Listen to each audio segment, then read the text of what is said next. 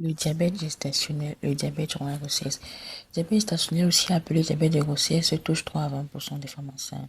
Il se manifeste par une augmentation de la glycémie vers la fin du deuxième, troisième trimestre de grossesse. Le diabète gestationnel résulte d'une résistance des cellules à l'action de l'insuline, causée naturellement durant la grossesse par les hormones du placenta. Chez certaines femmes, le pancréas ne parvient pas à sécréter assez d'insuline pour contrebalancer l'effet de ces hormones, entraînant une hyperglycémie puis un diabète. Il peut être aussi causé par une prise de poids excessive durant la grossesse. Quels sont les facteurs de suivi de ce diabète? L'âge maternel à 35 ans, le support maternel avant la grossesse, prise de poids excessive durant la grossesse. Cependant, la suivi du diabète gestationnel n'est pas sans risque. Cela présente des complications immédiates.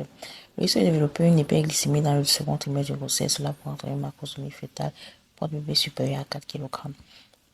Et la macrosomie, quant à son tour, pourrait entraîner une dystocie des épaules. En d'autres termes, la tête du bébé est sortie, mais les épaules peinent à être expulsées de la filière vaginale, ce qui peut rendre une césarienne.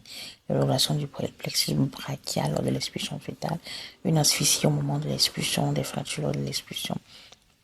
On a également des complications à long terme, à savoir, le diabète de grossesse pourrait se compliquer en diabète de type 2 après l'accouchement.